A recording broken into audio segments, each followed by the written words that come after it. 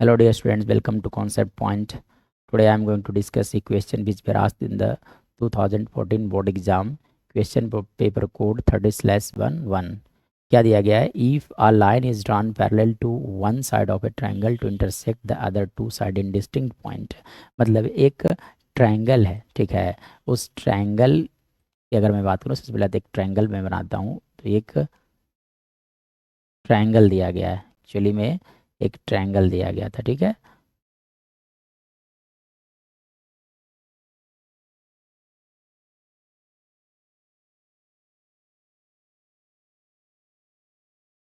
चलो मैं सपोज कर लिया कि एक ट्रायंगल है, ठीक है। अब इस ट्रायंगल के बारे में क्या बोला गया अकॉर्डिंग टू क्वेश्चन, कि एक ऐसा लाइन ड्रा किया गया है जो कि इस ट्रायंगल के दो डिस्टिंक्ट पॉइंट में इंटरसेक्ट करता है। If line is drawn parallel to one side of a triangle, मतलब ए बी और सी, ए बी सी ये ट्रायंगल, और यहाँ पर आप लिख दो एम और यहाँ लिख दो आप एन, ठीक है ना। If a line is drawn parallel to one side of a triangle to intersect the other two side in distinct point, ये एम एन लाइन जो है वो बी सी का पैरेलल है, then prove that the other two sides are divided in the same ratio. मतलब other two side मतलब कि A B और ए सी जो है वो सेम रेशियो में डिवाइड होगा। तो ये स्टेटमेंट हो गया, समझिए एक तरह से। तब आप सबसे पहले क्या लिखोगे? गिवन, ठीक है। प्रूविंग जब भी आते हैं क्वेश्चंस तो 4 स्टेप में लिखा जाता है। गिवन, गिवन में क्या लिखोगे? Triangle A B C in which M N parallel B C. चलिए अब इसके बाद देखा जाए टू प्रूव। टू प्रूव क्या प्रूव करना है? तो यहाँ देखा जाए तो प्रूव करना है कि रेशियो सेम होता है। मतलब A M divided by B M is equal to आप लिख दो ए एन बाई लाना है आपका सी एन, ठीक है। चलिए अब देखो कंस्ट्रक्शन यहाँ करना होगा। एक्चुअली में क्या होगा? कंस्ट्रक्शन। तो कंस्ट्रक्शन इसका बहुत इंपॉर्टेंट है। इसके लिए क्या करो आप कि एक ऐसा लाइन ड्रॉ कर लो जो एम से एन पर परपेंडिकुलर होना चाहिए। मतलब ये लाइन जो है इसका परपेंडिकुलर है, और एन से इस पर परपेंडिकुलर एक लाइन ड्रा कर दो। सपोज कर लो ये डी है, और ये सपोज कर लो आपकी ई है, ठीक है। और साथ साथ आप क्या करो कि बी से एन को ज्वाइन कर दिया जाए, और सी से एम को ज्वाइन कर दिया जाए, ठीक है।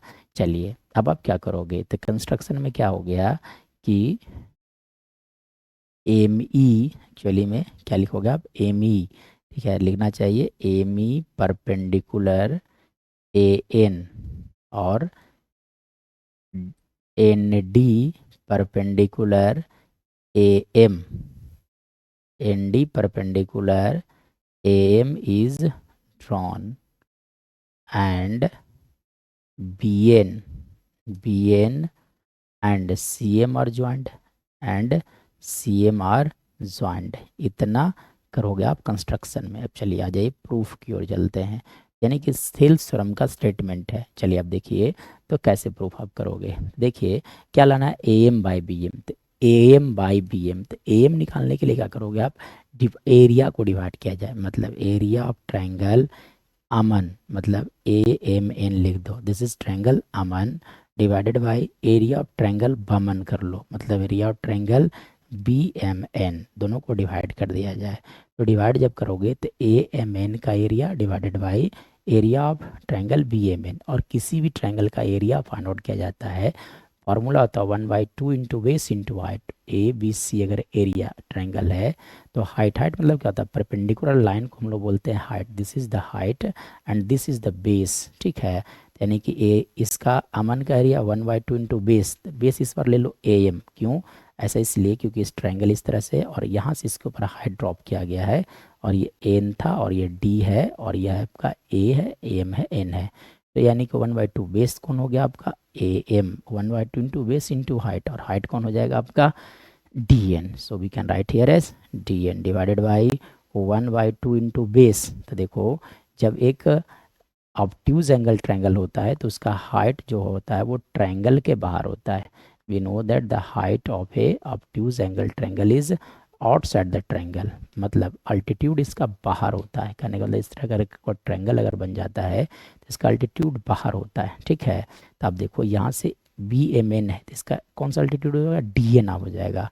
बेस हो गया आपका B M into D N लिख दिया जाए, तो डी एन से डी एन 1/2 से 1/2, मतलब यहाँ से आपका आ गया ए एम डिवाइडेड बाई लिखा जा सकता है B M. This is condition number 1। Now अब सिमिलर वर्क किया जाए, area of triangle A M N मतलब अमन divided by area of triangle चमन, ठीक है, एरिया ऑफ ट्रायंगल चमन दोनों को डिवाइड कर दो, मतलब C M N, A M N का और सी एम एन का एरिया को डिवाइड किया जाए, मतलब 1/2 इंटू इस पर बेस लिखा जाए, तो बेस कौन हो गया आपका ए एन, और हाइट हो गया इस बार M E divided by 1/2 into base, तो बेस हो गया इस बार सी एन इंटू हाइट हो गया आपका एम ई, मतलब एम ई से एम ई कैंसिल आउट, 1/2 से 1/2 कैंसिल आउट, यानी कि यहाँ बच गया आपका ए एन बाई सी एन, यानी कि this is condition number 2। Now हम लोग जानते हैं कि इफ जो ऐसा कुछ कंसेप्ट होता है कि जब एक ही पैरेलल लाइन और एक ही बेस के बीच में दो ट्रायंगल बनता है तो दोनों का एरिया सेम होता है। इफ टू और more than two triangles are drawn on the same base and between the same parallel line then they are equal in area. जैसे देखो आप यहाँ पे सेम बेस है, ये आप देख रहे हो सेम बेस हो गया, दोनों ट्रायंगल का एरिया सेम होगा। यहाँ पे सेम फिगर दिख रहा है आपको, ट्रायंगल बी एम एन और सी एम एन का एरिया सेम होगा क्योंकि बिटवीन द सेम बेस है ना, ये आपका एम एन हो गया, सेम बेस कौन सा हो गया एम एन, और between the same parallel line that is M N and B C, ठीक है। तो यहाँ से लिखा जा सकता है कि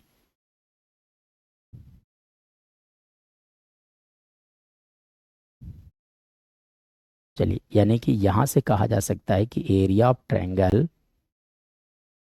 यहाँ से लिखा जा सकता है कि area of triangle P M N, area of triangle B M N is equal to area of triangle लिख सकते हो आप C M N, area of triangle बमन is equal to area of triangle चमन, रीजन है ना, triangle on the same base, triangle on the same base, same base and same parallel line, same parallel lines are equal, parallel lines are equal in area, are equal in area, so we can say, ठीक है।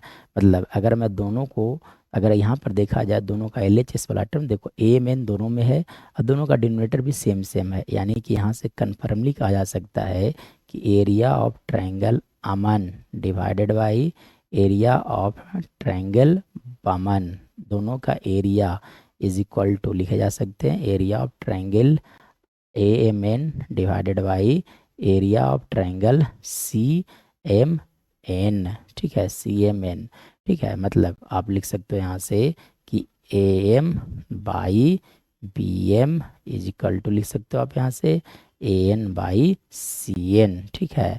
इस तरह से हम लोगों ने इसे prove कर दिया, और ये भी क्वेश्चन जो थे वो 5 मार्क्स था, ठीक है। और ये क्वेश्चन जिस तरह के होते हैं वो इतना इंपॉर्टेंट है क्योंकि बहुत बार एग्जाम में क्वेश्चन पूछा गया है, बीपीटी का बहुत बार पूछा गया है। So I am going to write here as it is as VVI for 2025 board exam as well, ठीक है।